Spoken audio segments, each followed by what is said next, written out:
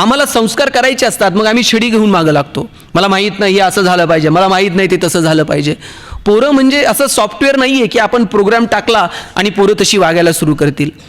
संस्कार ही एक प्रोसेस आहे. एका रात्रीतून तुम्ही जादूची कांडी फिरवली आणि पोरं बदलली असं होत नाही.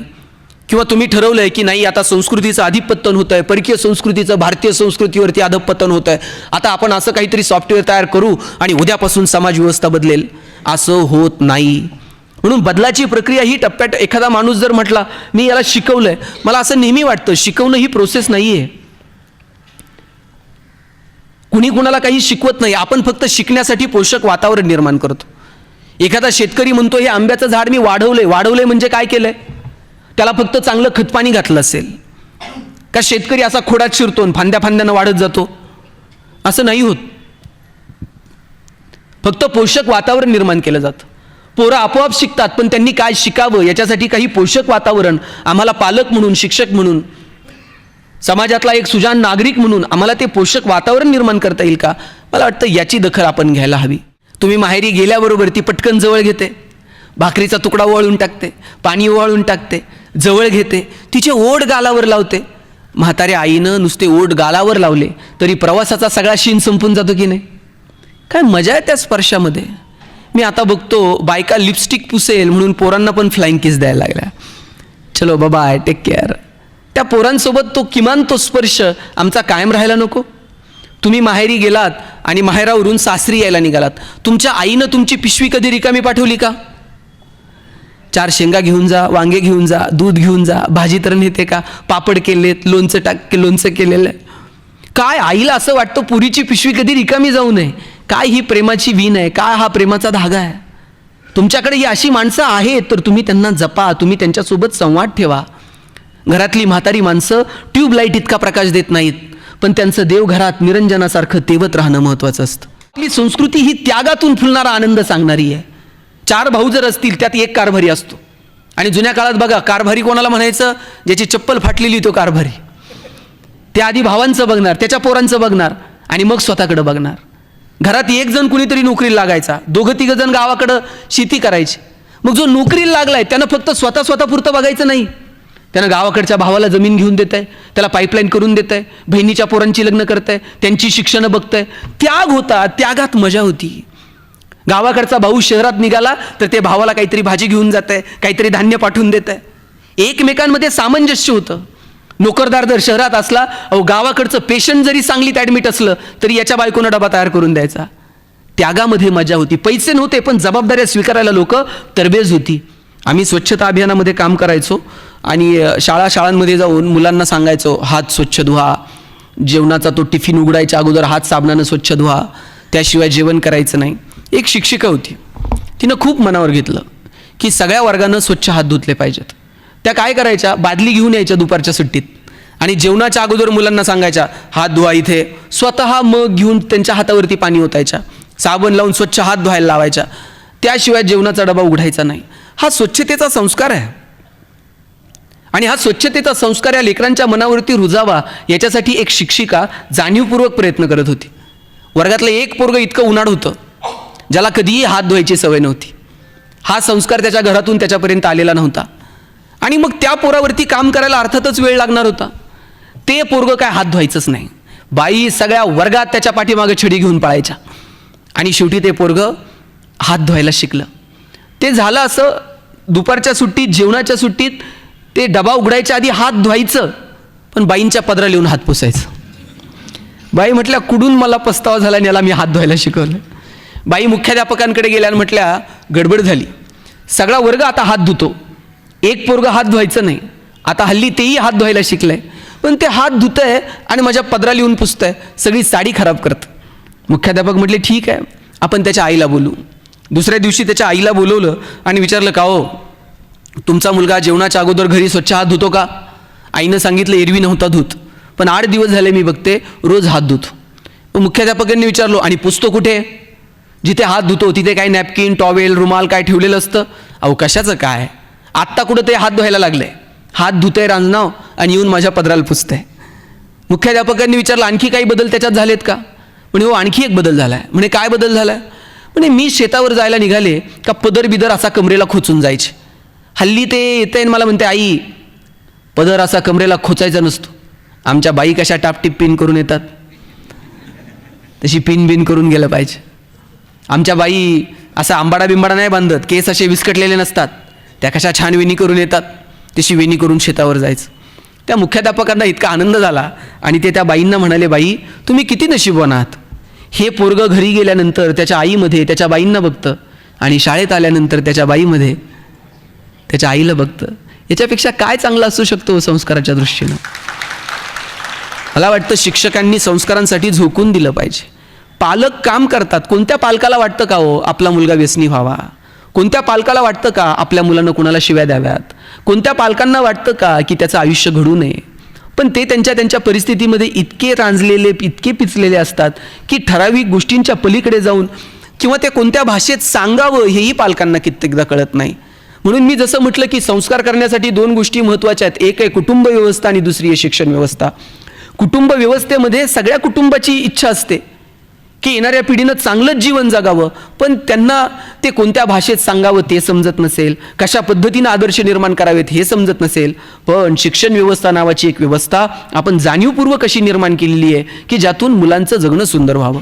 केवळ उदरनिर्वाह म्हणून नव्हे, तर उदरनिर्वाहाच्या पलीकडे जाऊन उत्तम समाजाच्या निर्मितीसाठी, चांगल्या संस्कृतीच्या निर्मितीसाठी चांगला संस्कार शिक्षणातून आम्हाला आमच्या मुलांना देता येईल का? मला वाटतं याचा विचार करावा. अनेक गोष्टी आम्हाला मुलांना सांगायच्या असतात, पण कोणत्या भाषेत सांगाव्यात, कशा सांगाव्यात हे समजत नाही. मी एक गोष्ट वाचली होती की तिकडं युरोपियन कंट्रीजमध्ये भारतातला एक मुलगा आणि ते कुटुंब सगळं तिकडे शिफ्ट झालं आणि एरवी इकडे राहणारा तो मुलगा आपल्यासारखाच रंगानं थोडासा काळा सावळा होता आणि तिकडे युरोपियन कंट्रीमध्ये सगळी मुलं अशी गोरी पान आणि ही सगळी लहान पोरं त्याला ब्राऊन ब्राऊन म्हणून चिडवायला लागली. आणि ते पोरगं रडत घरी आलं, आई मी आता उद्यापासून शाळेत जाणार नाही, सगळी पोरं गोरी पान आहेत आणि मला ब्राऊन ब्राऊन म्हणून चिडवतात. आता मला सांगा, शाळेतून पोरगं जर अशी काही तक्रार घेऊन आलं तर आपलं काय काम असतंय? पहिला पदर कमरेला खोचायचा आणि शाळेत जाऊन, बाई तुम्हाला समजतं का हे पोरगं माझ्या पोराला काय म्हणते? आपली इथून सुरुवात होते. आपली भारतातली ती आई त्या मुलाला घेऊन शाळेत गेली आणि तिनं त्या शिक्षिकेला सांगितलं, अहो माझा मुलगा शाळेतून रडत येतो आणि इथली मुलं त्याला ब्राऊन ब्राऊन म्हणून चिडवत असतात. आता याच्यावरती शिक्षकानं काय करणं अपेक्षित आहे? कोण रे तो मुलगा, इकडे, परत जर तू ह्याला चिडवलं तर मग तुझ्याकडे बघते. ही अशी आपली एकंदरी ढोबळ मनानं अपेक्षा असते. ह्या आईनं तक्रार केली की शाळेतली मुलं त्याला ब्राऊन ब्राऊन म्हणून चिडवतात आणि त्याच्यावरती त्या शिक्षिकेनं उत्तर दिलं की ठीक आहे, मी त्या मुलांशी बोलते, तुम्ही या, परत असं होणार नाही याची मी काळजी घेते. 2-3 दिवस पुढचे जाऊन दिले आणि काहीच दिवसांमध्ये तिथे उन्हाळा सुरू झाला, गरमीचा मोसम सगळा सुरू झाला आणि त्या उन्हाळ्यामध्येच त्या ऊन येत असतानाच त्या शाळेतल्या सगळ्या मुलांना त्या शिक्षिकेनं सांगितलं, तुम्ही सगळ्यांनी आता मैदानावरती खेळायला जायचं आहे, 2 तास खेळायचं आणि सगळ्यांनी आपले शर्ट काढून ठेवायचे. शर्ट काढून ठेवले आणि सगळ्यांना उघड्या अंगानं मैदानावरती खेळायला पाठवलं. गोरी गोरी पोरं सगळी लाल बुंद झाली, अंग खाजायला लागलं, कुठेतरी आग व्हायला लागली, कुठेतरी टोचल्यासारखं व्हायला लागलं, सगळी वर्गात पळत आली. हे पोरगं मात्र ते काळं सावळं पोरगं उन्हात 2 तास निवांत खेळत होतं. आणि मग आल्यानंतर त्या शिक्षिकेनं सांगितलं, बाळांनो, ज्या ज्या हवामानामध्ये जशी जशी माणसं राहतात तसा तसा त्यांचा वर्ण ठरतो. उष्णकटिबंधातून आलेल्या या पोराला ब्राऊन रंग हा त्याची कुठलीही कमतरता नाही आहे. उलट बघा, तुमच्यापेक्षा जास्त तो 2 तास तिथे खेळू शकला. या उन्हापासून संरक्षण व्हावं त्या प्रदेशात तो जन्माला आला म्हणून त्याची त्वचा तशी आहे. म्हणून तुम्ही इथून पुढे त्याला ब्राऊन ब्राऊन म्हणून चिडू नका. ब्राऊन असणं ही त्याची त्या प्रदेशातली स्ट्रेंथ आहे. आणि मग ते सगळं थांबलं. संस्कार हे कसे करायचे याच्या काही पद्धती आहेत. मला वाटतं त्या जाणीवपूर्वक आपण अंगीकारल्या पाहिजेत. जाणीवपूर्वक या गोष्टीतून आपण शिकलं पाहिजे. आम्हाला संस्कार करायचे असतात, मग आम्ही छडी घेऊन मागं लागतो. मला माहीत नाही हे असं झालं पाहिजे, मला माहीत नाही ते तसं झालं पाहिजे. पोरं म्हणजे असं सॉफ्टवेअर नाही आहे की आपण प्रोग्राम टाकला आणि पोरं तशी वागायला सुरू करतील. संस्कार ही एक प्रोसेस आहे. एका रात्रीतून तुम्ही जादूची कांडी फिरवली आणि पोरं बदलली असं होत नाही. किंवा तुम्ही ठरवलंय की नाही आता संस्कृतीचं अधिपतन होत आहे, परकीय संस्कृतीचं भारतीय संस्कृतीवरती अधपतन होत आहे, आता आपण असं काहीतरी सॉफ्टवेअर तयार करू आणि उद्यापासून समाज व्यवस्था बदलेल, असं होत नाही. म्हणून बदलाची प्रक्रिया ही टप्प्यात, एखादा माणूस जर म्हटला मी याला शिकवलंय, मला असं नेहमी वाटतं शिकवणं ही प्रोसेस नाही आहे. कुणी कुणाला काही शिकवत नाही, आपण फक्त शिकण्यासाठी पोषक वातावरण निर्माण करतो. एखादा शेतकरी म्हणतो हे आंब्याचं झाड मी वाढवलंय म्हणजे काय केलंय? त्याला फक्त चांगलं खतपाणी घातलं असेल का? शेतकरी असा खोडात शिरतो आणि फांद्यानं वाढत जातो? असं नाही होत. फक्त पोषक वातावरण निर्माण केलं जातं. पोरं आपोआप शिकतात, पण त्यांनी काय शिकावं याच्यासाठी काही पोषक वातावरण आम्हाला पालक म्हणून, शिक्षक म्हणून, समाजातला एक सुजाण नागरिक म्हणून आम्हाला ते पोषक वातावरण निर्माण करता येईल का? मला वाटतं याची दखल आपण घ्यायला हवी. आणि म्हणून त्यानंतर शिक्षण व्यवस्थेनंतर अपेक्षा आहे संस्कारांच्या दृष्टीनं संस्कृतीच्या निर्मितीसाठी, ती म्हणजे कुटुंब व्यवस्थेची. कुटुंब समृद्ध आहेत का? मला तर असं नेहमी वाटतं भारताची स्ट्रेंथ इथली कुटुंब व्यवस्था म्हणजे आजी, आजोबा, आई, वडील, बहीण, भाऊ, मामा, काका, तात्या, ही सगळी नाती, या नात्यांमधली मजा, त्या नात्यांमधला ओलावा, त्या नात्यांमधला गोडवा, एकमेकांच्या मदतीला धावून जाणं, एकमेकांच्या सुखदुःखात सहभागी होणं, यानं कुटुंब बनतं. यातून एक अपेक्षित संस्कार मुलांच्या मनावरती निर्माण केला जातो. ती कुटुंब व्यवस्था आम्हाला मजबूत ठेवता येईल का? नात्यांमधले छोट्याशा अहंकाराने निर्माण झालेले हेवे दावे आम्हाला बाजूला ठेवता येतील का? नात्यांमधली मजा घ्या, नात्यांमधला आनंद घ्या. आई, वडील, बहीण, भाऊ, काय नाती आहे तू ही सुंदर. लेकुराचे हित वाहे माऊलीचे चित्त, ऐसी कळवळ्याची जाती करी लाभाविन प्रीती. कोणत्याही लाभाची अपेक्षा न ठेवता तुमच्यावर ओतप्रोत प्रेम करणारं या जगात जर कोण असेल तर तुमची आई आणि तुमचे वडील आहेत. कोणत्याही लाभाची अपेक्षा न ठेवता तुमचे आई वडील तुमच्यावरती प्रेम करत असतात. इथं अनेक महिला उपस्थित आहेत. तुम्ही माहेरी गेलात, तुमची आई उमऱ्यापाशी तुमची वाट बघत असते की नाही? तुम्ही माहेरी गेल्याबरोबर ती पटकन जवळ घेते, भाकरीचा तुकडा ओवाळून टाकते, पाणी ओवाळून टाकते, जवळ घेते, तिचे ओठ गालावर लावते. म्हाताऱ्या आईनं नुसते ओठ गालावर लावले तरी प्रवासाचा सगळा शीण संपून जातो की नाही? काय मजा आहे त्या स्पर्शामध्ये. मी आता बघतो बायका लिपस्टिक पुसेल म्हणून पोरांना पण फ्लाइंग किस द्यायला लागल्या. चलो बाबा, टेक केअर. त्या पोरांसोबत किमान तो स्पर्श आमचा कायम राहायला नको? तुम्ही माहेरी गेलात आणि माहेरावरून सासरी यायला निघालात, तुमच्या आईनं तुमची पिशवी कधी रिकामी पाठवली का? 4 शेंगा घेऊन जा, वांगे घेऊन जा, दूध घेऊन जा, भाजी तर नेते का? पापड केलेत, लोणचं केलेलं आहे. काय आईला असं वाटतं पुरीची पिशवी कधी रिकामी जाऊ नये. काय ही प्रेमाची वीण आहे, काय हा प्रेमाचा धागा आहे. तुमच्याकडे ही अशी माणसं आहेत तर तुम्ही त्यांना जपा, तुम्ही त्यांच्यासोबत संवाद ठेवा. घरातली म्हातारी माणसं ट्यूबलाईट इतका प्रकाश देत नाहीत, पण त्यांचं देवघरात निरंजनासारखं तेवत राहणं महत्त्वाचं असतं. ते विझून गेलं ना मग त्या लोकांची किंमत कळायला लागते. घरातली म्हातारी आई आता 2 भाकरी थापू शकत नाही, पण तिचं घरात नुसतं कॉटवर बसून असणं सुद्धा घरात एक रुबाब असतो. घरातला म्हातारा माणूस शेतावर जाऊन काम करू शकत नाही, पण त्यानं नुसतं बांधावरून फेरफटका मारणं एक वैभव असतं घराचं. ज्यांच्याकडे अशी माणसं आहेत त्यांना जपा. आपणही कधीतरी म्हातारे होणार आहोत, आपणही कधीतरी थकणार आहोत, आपल्याही डोळ्यांना कधीतरी दिसायला कमी होणार आहे. आत्तापर्यंत आई वडिलांनी आपले किती लाड पुरवले मला सांगा. आता गरज असते आपण त्यांचे आई वडील होण्याची.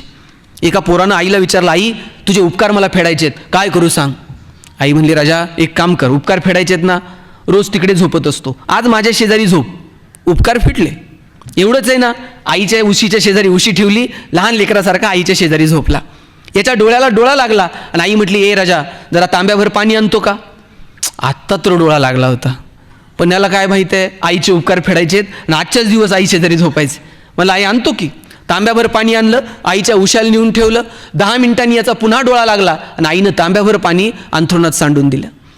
चिडूनच उठला, पण मनात विचार आला, आजच्या दिवस तर झोपायचं. आई आणतो की तांब्याभरून.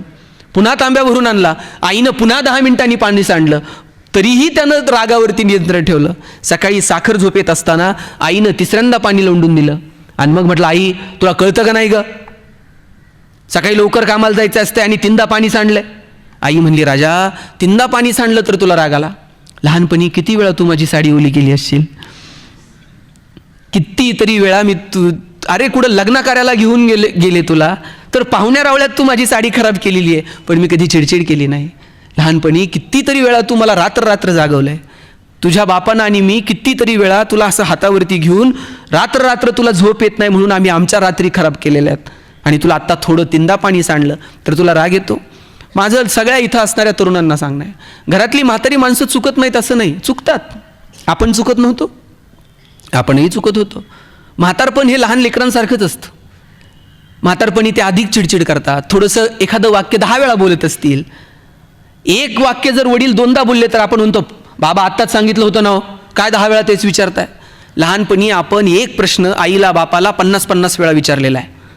हा चांदो मामाच का आणि ही हंबाच का, तरीही न अडखळता न कंटाळा करता आई बापानी आपल्या बोबड्या प्रश्नांची उत्तरं 50-50 100-100 वेळा दिलेली आहेत. आता गरज आहे आपण त्यांचे आईवडील व्हायचे. आता गरज आहे आपण त्यांना आधार देण्याची. हे सगळं असं चक्र आहे बघा. आपल्या सगळ्यांना या चक्रातून जायचं आहे. आणि म्हणून या चक्रातून जात असताना कोणता संस्कार पुढच्या पिढीला द्यायचा आणि कोणते संस्कार मागच्या पिढीकडनं आपण स्वीकारायचे, यातून संस्कृतीची निर्मिती होणार आहे. म्हणून नात्या गोत्यांना महत्त्व द्या, कुटुंब व्यवस्थेला महत्त्व द्या. अहो आई वडील बहीण भाऊ सगळा, एखादं घर जर खूप सुखी समाधानी असलं की लोक काय म्हणायची, गोकुळ आहे. मग सगळे लोक जण एकत्र बसणार, गप्पा मारणार. फार सुविधा नव्हत्या हो. मामाच्या गावाला बिवाला गेली अशी 25-25 30-30 पोरं अशी ओरंड्यावरती झोपायची. सगळे पाहुणे रावळे गोळा व्हायचे. रात्र रात्र गप्पा मारायची. काय मजा होती या सगळ्यांमध्ये. साधनं नव्हती पण आनंद मात्र भरभरून होता. तो आनंद पुन्हा एकदा आम्हाला असा टिपकागदासारखा शोषून घेता येईल का? तो आनंद आम्हाला आमच्या कुटुंबामध्ये पुन्हा एकदा तयार करता येईल का? एकमेकाच्या सुखदुःखात सहभागी होणं आणि खरा त्याग. भारतीय संस्कृती त्यागाचं प्रतीक म्हणून या संस्कृतीकडे बघितलं जातं. आपल्या संस्कृतीवरती त्याग या गोष्टीचा फार मोठा प्रभाव आहे, हे आपल्याला पाहायला मिळतं. प्रभू रामचंद्र दुसऱ्या दिवशी अयोध्येचे राजे होणार होते, गादीवरती बसणार होते. आणि आदल्या दिवशी वडिलांनी सांगितलं, गादी वगैरे नाही, काही नाही, तुला उद्या राजा व्हायचं नाहीये. भरताला गादी आणि रामाला वनवास. वडिलांच्या शब्दाच्या एवढं पण राम बाहेर जात नाहीत. वडिलांनी सांगितलं दुसऱ्या दिवशी वनवास ना, काही मागे पुढे बघितलं नाही आणि वनवासाला राम निघून गेले. त्याग सांगणारी आपली संस्कृती आहे. आणि राम तर निघून गेले हो, पण लक्ष्मण भाऊ आहे. लक्ष्मणाला नव्हतं कंपल्शन की रामासोबत तू गेलंच पाहिजे. पण काय भावाभावामधलं प्रेम आहे. राम वनवासाला निघाले, लक्ष्मण स्वतः त्यांच्या पाठीमागे निघाले. आणि काय भरत, ज्या भरतासाठी गादी दिली आणि ज्या भरताला गादी मिळावी म्हणून रामाला वनवास सांगितला, तो भरत रडत रडत रामाच्या मागे गेला. आणि प्रभू राम विनंती करायला लागला, काही करा पण तुम्ही अयोध्येत परत चला. रामानं सांगितलं नाही, मला वनवास स्वीकारावा लागेल. भरता तू जा आणि राज्यकारभार बघ. भावाचा आदेश म्हणून भरत इकडे आला, पण सिंहासनावरती बसला नाही. 14 वर्ष रामाच्या पादुका सिंहासनावरती आणि भरत 14 वर्ष विना तक्रार वाट बघत बसला. काय संस्कृती आहे, काय संस्कार आहेत. अहो आपली संस्कृती ही त्यागातून फुलणारा आनंद सांगणारी आहे. 4 भाऊ जर असतील त्यात एक कारभारी असतो. आणि जुन्या काळात बघा कारभारी कोणाला म्हणायचं, ज्याची चप्पल फाटलेली तो कारभारी. त्या आधी भावांचं बघणार, त्याच्या पोरांचं बघणार आणि मग स्वतःकडे बघणार. घरात एक जण कुणीतरी नोकरीला लागायचा, 2-3 जण गावाकडं शेती करायची. मग जो नोकरीला लागलाय त्यानं फक्त स्वतःपुरतं बघायचं नाही, त्यानं गावाकडच्या भावाला जमीन घेऊन देत आहे, त्याला पाईपलाईन करून देत आहे, बहिणीच्या पोरांची लग्न करत आहे, त्यांची शिक्षणं बघत आहे. त्याग होता, त्यागात मजा होती. गावाकडचा भाऊ शहरात निघाला तर ते भावाला काहीतरी भाजी घेऊन जात आहे, काहीतरी धान्य पाठवून देत आहे. एकमेकांमध्ये सामंजस्य होतं. नोकरदार जर शहरात असला, अहो गावाकडचं पेशंट जरी सांगलीत ॲडमिट असलं तरी याच्या बायकोनं डबा तयार करून द्यायचा. त्यागामध्ये मजा होती. पैसे नव्हते पण जबाबदाऱ्या स्वीकारायला लोक तरबेज होती. किती रुपये पगारानं तुमच्या नोकऱ्या सुरू झाल्या? ही जी जुनी पिढी आहे, किती रुपये पगार होते हो सर पहिले? आत्ता कुठंतरी 6व्या-7व्या वेतन आयोगानंतर कर्मचाऱ्यांचे पगार वाढले. आपले पगार किती? माझे वडील 2006ला रिटायर झाले मुख्याध्यापक म्हणून. 15,000 रुपये पगार होता. आता पेन्शन त्यांना 30-32 हजार असेल. पगार आत्ता वाढले लोकांचे. आणि मग या तुटपुंच्या पगारामध्ये त्यांनी स्वतःचं बघायचं, इतरांचं बघायचं. ही त्याग शिकवणारा संस्कार, त्याग शिकवणारी संस्कृती होती. आणि मग मला सांगा 1,000-500 रुपये पगार, बायको जर कधी म्हटली कोल्हापूरला चला, आपल्याकडे गाडी तर होती का? मग कोणाची तरी 2 व्हीलर घ्यायची, त्याच्यात निम्म रॉकेल निम्म पेट्रोल. निम्म्या रस्त्यात गेल्यावर गाडीतलं पेट्रोल संपायचं, मग गाडी वाकडी करायची. आपण चंद्रायनमध्ये मोहिमेत सहभाग नोंदवला. मला वाटतं हे तंत्रज्ञान फक्त भारतात असेल, पेट्रोल संपल्यावर गाडी वाकडी करणं. जगाच्या पाठीवर असलं तंत्रज्ञान कुठं आहे का नाही मला माहीत नाही. आणि ती गाडी वाकडी केल्यावर तर बायको असं बघायची, कोणत्या मुहूर्तावर याची माझी गाठ पडली कोणास ठाऊक. आणि अशात बायकोनं नुसता खांद्यावर हात ठेवू द्यावं. कित्येकांच्या गाड्या बिना पेट्रोलच्या कोल्हापूरला गेल्या होत्या. पैसे नव्हते पण आनंद किती भरभरून होता. आता AC गाड्यांमधून नवरा बायको फिरतात.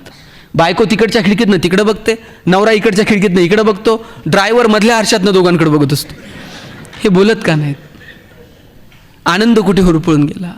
साधनं वाढत गेली पण आनंद कुठे हुरपळून गेला हे मात्र कळलं नाही. आणि म्हणून आम्ही आमच्या येणाऱ्या पिढ्यांना काय संस्कार द्यायचे, मला वाटतं हे ठरवावं लागेल. त्या त्यागामधला आनंद काय आहे तो आम्हाला आमच्या अनुभवातनं, आम्ही आमच्या वागण्यातनं येणाऱ्या पिढ्यांपुढे निर्माण करणार आहोत का, मला वाटतं ते ठरवावं लागेल.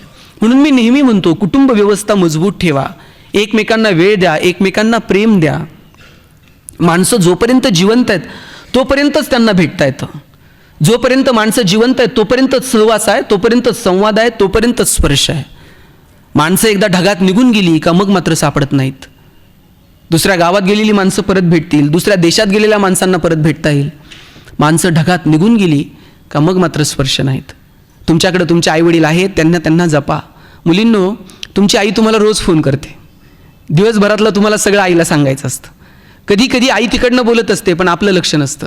इतकी सवय एकमेकांच्या फोनची होऊन गेलेली असते. कधीतरी आई एक काळीच पिळवटून टाकणारं वाक्य बोलते, त्या वाक्याकडे आपलं लक्ष असलं पाहिजे. आई कधीतरी म्हणते, बाई आम्ही आहोत ना, तोपर्यंत येत चला. जेव्हा आई असं म्हणेल की आम्ही आहोत तोपर्यंत येत चला, तेव्हा हातातली कामं थोडीशी बाजूला ठेवा आणि भेटून घ्या. माणसं परत भेटत नाहीत. आईचं किती प्रेम असतं. मी सांगू, आपलं बालपण कधी संपतं? कुणी म्हणेल शाळेत गेल्यावर संपतं, कुणी म्हणेल कॉलेजला गेल्यावर संपतं.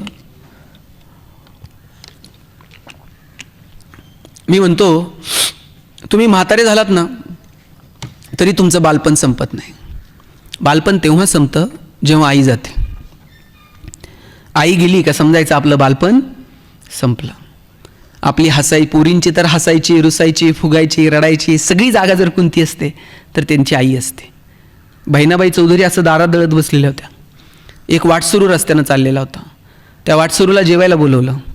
जेवता जेवता तो वाटसरू बहिणाबाईंना दुःख सांगत होता. बहिणाबाई स्वतःच्या संसारातलं दुःख त्या वाटसरूला सांगायला लागल्या. आणि मग तो वाटसरू म्हणला, आई एवढं दुःख आहे तुझ्या आयुष्यात, मग तू इथं नांदते का, इथं राहते का?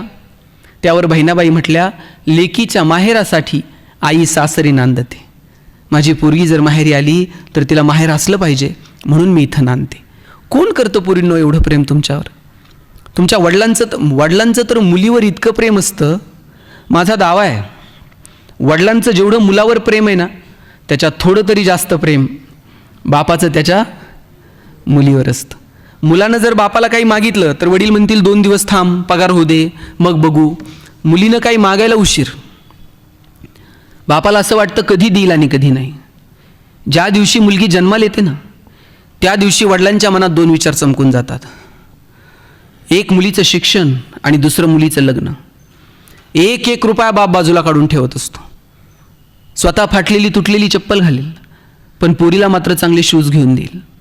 स्वतः फाटलेलं बनियन घालेल पण मुलीला मात्र चांगला ड्रेस घेऊन देईल. बाप स्वतः सायकलवर कामाला जाईल MIDCत पण पोरीला कॉलेजला जायला गाडी घेऊन देईल, बसचा पास काढून देईल, हॉस्टेलची फी भरल. कोण प्रेम करते एवढं तुमच्यावर सांगा? मुलीच्या लग्नात तर बाप असा फेटाबिटा घालून मिरवत असतो. दिवसभर बापाची मान उंच असते. कन्यादान झालं का बघ बाप मान खाली घालतो, जावायच्या हातात हात देतो आणि सांगतो, तळहाताच्या फोडासारखी जपली, सांभाळून घ्या. दिवसभर बापाच्या डोळ्यात थेंब येत नाही. पोरीची गाडी एकदा निघून गेली का खांबाच्या पलीकडे जाऊन एकटाच रडतो तो बाप असतो. कुठून आणायची नाती संपल्यानंतर? ज्यांच्याकडे ही नाती आहेत त्यांना जपा. ज्ञानोबा माऊली समाधीला जायला निघाले आणि निवृत्ती महाराज रडायला लागले. रडणाऱ्या निवृत्ती महाराजांना नामदेवरायाने विचारलं, दादा आकाशात कितीतरी तारे येतात आणि निखळतात, आकाशाला त्याचं दुःख नसतंच, मग डोळ्यात पाणी का? निवृत्ती महाराज पुढे आले आणि म्हटले, आकाशात कितीतरी तारे येतात आणि निखळतात, आकाशाला त्याचं दुःख नसतंच मुळी, पण भाऊ म्हणून हे सगुण रूप परत कधी बघायला मिळायचं नाही म्हणून डोळ्यात पाणी आलं. काय म्हणायचं भावाभावातल्या या प्रेमाला? ज्ञानियांचे ज्ञानी आणि योग्यांचे योगी असणारे ज्ञानोबा ताटी लावून बसले होते आणि कुणी म्हणायचं ज्ञानोबांना ताटी उघडा. एवढीशी मुक्ताई पुढे आली आणि तिनं आवाज दिला, चिंता क्रोध मागे सारा, ताटी उघडा ज्ञानेश्वरा. मुक्ताईनं आवाज दिला म्हणून ज्ञानोबरायांनी ताटी उघडली आणि ज्ञानेश्वरीसारखा महान ग्रंथ तुमच्या माझ्या समोर आला. काय म्हणायचे बहीण भावामधल्या प्रेमाला? मला वाटतं हे जे नात्यांमधलं प्रेम आहे, एकाच आईच्या पोटी दोघंजण जन्माला येतात, काय मजा आहे. भगवान श्रीकृष्ण करंगळीवरती पर्वत उचलतात आणि बासरी मात्र 2 हातांनी घट्ट पकडतात. ज्याला करंगळीवरती पर्वत उचलता येतो त्यानं बासरी तर गरगर फिरवली असते, पण करंगळीवरती पर्वत उचलणारे कृष्ण बासरी मात्र घट्ट पकडतात, कारण त्यांना ठाऊक आहे पराक्रम हा रणांगणात गाजवायचा असतो आणि नात्यांमध्ये प्रेम जपायचं असतं. आपण उलट केलं. आपण साहेब नात्यांमध्ये पराक्रम गाजवले आणि रणांगणात शस्त्र ठेवून दिली. परवा एक जण मला म्हटला 10 वर्ष झाली भावाच्या दारात गेलो नाही. म्हटलं काय पराक्रम आहे, एकाच आईच्या पोटी दोघे जन्माला आलात आणि 10 वर्ष एकमेकांच्या दारात गेला नाहीत. 10 वर्ष झालं बहिणीचं तोंड बघितलं नाही. म्हटलं ती गेल्यावर जाशील साडी चोळी घेऊन, शेवटची साडी चोळी भावाची असती म्हणे. तिला कळतं का भाऊ आलाय रडतोय, शेवटची साडी चोळी माझ्यासाठी घेऊन आलाय. गेल्यानंतर ना तुमचे स्पर्श कळतात, ना संवाद कळतो, ना सहवास उरतो. लोक गेल्यावर मांडी देतात शरीराला, तुमच्या मांडीचा स्पर्श त्या शरीराला कळतो. लोक गेल्यावर वारा घालतात, त्या वाऱ्याची झुळूक त्या शरीरापर्यंत पोहोचते. लोक गेल्यावर गुणगान गातात, तुम्ही गायलेलं गुणगान त्या शरीराच्या कानापर्यंत पोहोचतं. एकदा शरीरातून राम निघून गेला, आत्मा निघून गेला, मग काही उरत नाही. आणि म्हणून जोपर्यंत माणसं जिवंत आहेत तोपर्यंत संस्कार, तोपर्यंत संस्कृती. एकदा श्वास थांबला की सगळं संपलं की. आणि म्हणून जोपर्यंत आपण जिवंत आहोत तोपर्यंत कुठला संस्कार स्वीकारायचा आणि कोणता संस्कार पुढच्या पिढ्यांना द्यायचा, कोणती संस्कृती नाकारायची आणि कोणत्या संस्कृतीच्या निर्मितीसाठी प्रयत्न करायचे, मला वाटतं हे तारतम्य ठेवून माणसानं वागलं पाहिजे. हे तारतम्य जेव्हा आमच्या जगण्यात येईल, छोट्या छोट्या गोष्टींचा आनंद घेता येईल, मला वाटतं तेव्हा जगणं समृद्ध होऊन जातं.